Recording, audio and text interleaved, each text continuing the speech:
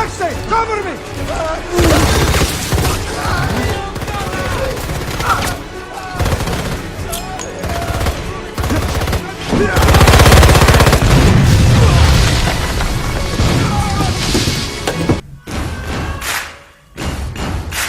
Herzlich willkommen, hereinspaziert, hier gibt's alles, was den Heimwerker interessiert.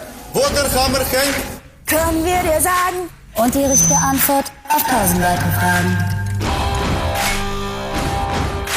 Wie man Schrauben schraubt Oder Fliesen fließt und gehemmt mit Hämmern hämmert oder Topfpflanzen gießt. Wie das geht und wo das steht. Und was man damit macht? Kriegsohne Fachchinesisch beigebracht. Vino, was weiß Obi. Well, in case anyone here in the West has been living under a rock, the German elections were held today, and I thought I'd give my opinion on it.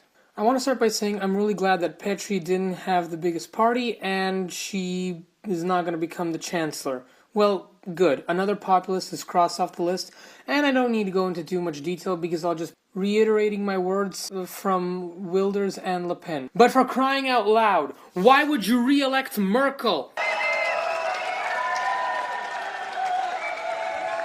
Also ich habe nicht viel zu sagen, ich sage einfach nochmal Danke und wir haben gezeigt, allen ist zum Feiern zumute. I used to have a favorable opinion of her because she proved very useful in managing Germany throughout the 2008 financial crisis as well as helping stabilize Greece. I also love the parent benefit program, which allows parents to take 14 months off work to care for their newborn children. It's good to allow more of our children being born. But then 2 years ago she made the worst decision and let in these people.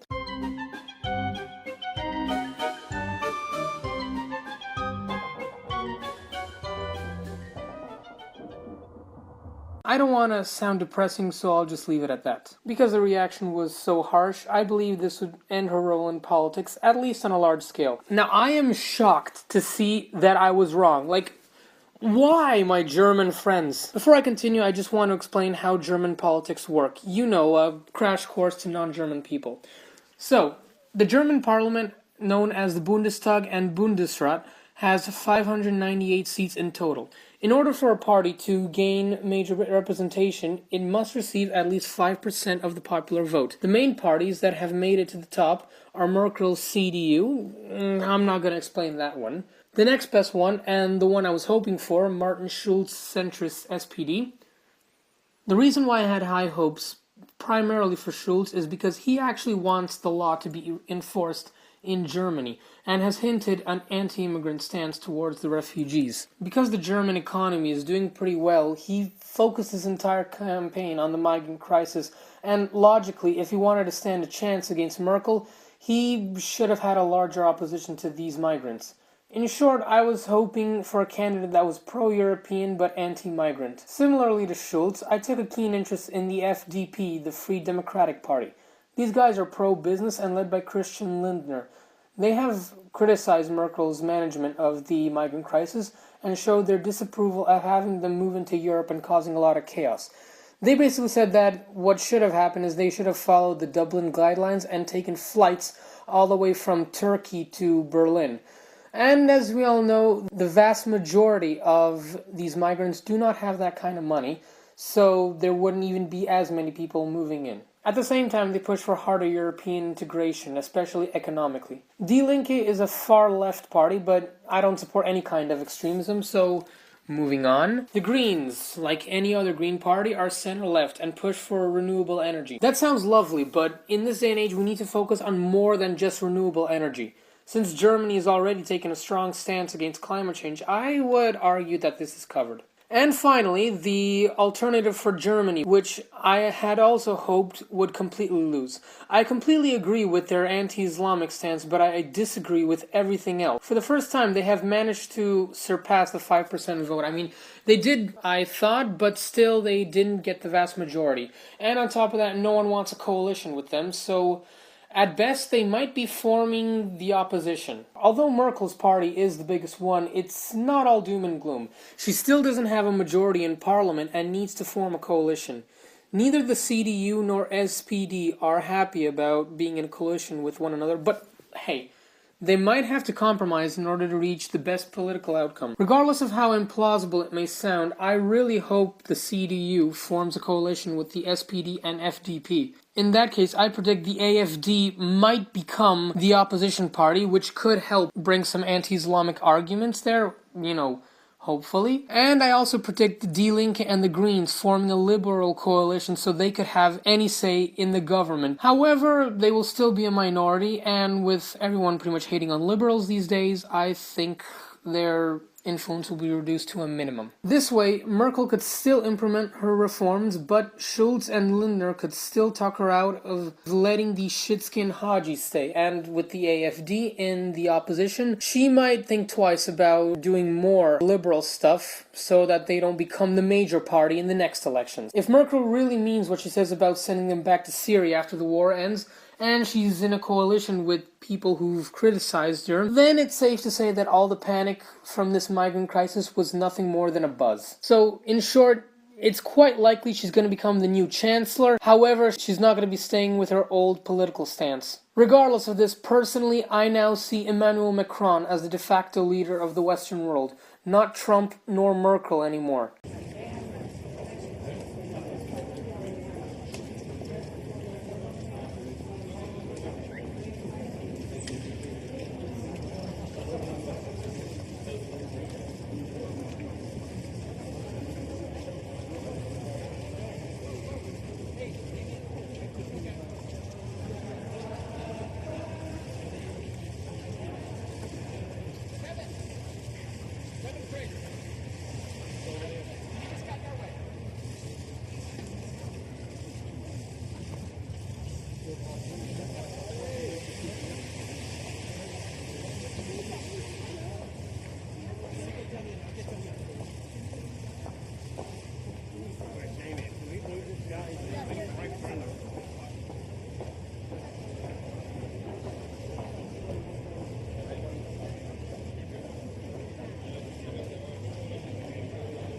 Now, I want to address my friends and family in Germany, but also the German people. Germans, please, you need to fuck more. If birth rates were higher, the media wouldn't give such apocalyptic prophecies, and calls like these wouldn't be made.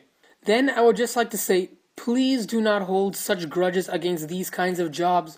If you really don't like them, you can always hire immigrants from Eastern Europe. As a response, I'm guessing you might ask how I would get rid of these migrants and in general, immigrants from third world countries myself. Well, if all Western countries were to form one confederation, I have two ideas. The first one will take more time, but it will go through much more quietly.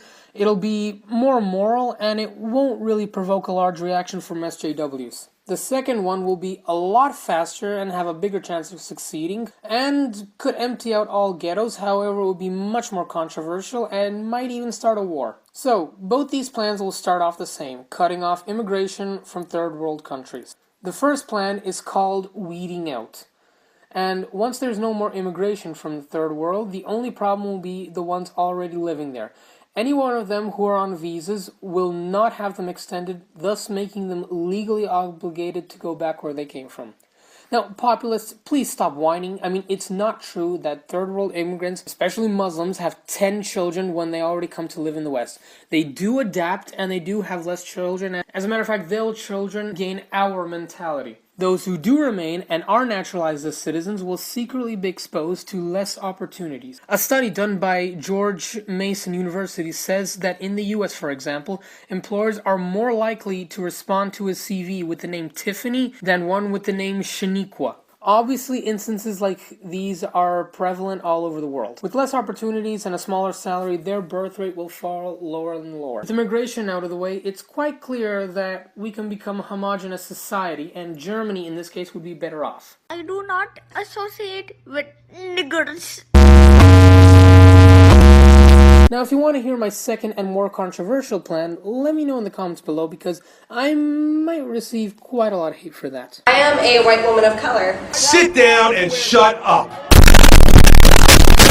You realize how stupid you sound? You realize how stupid you look?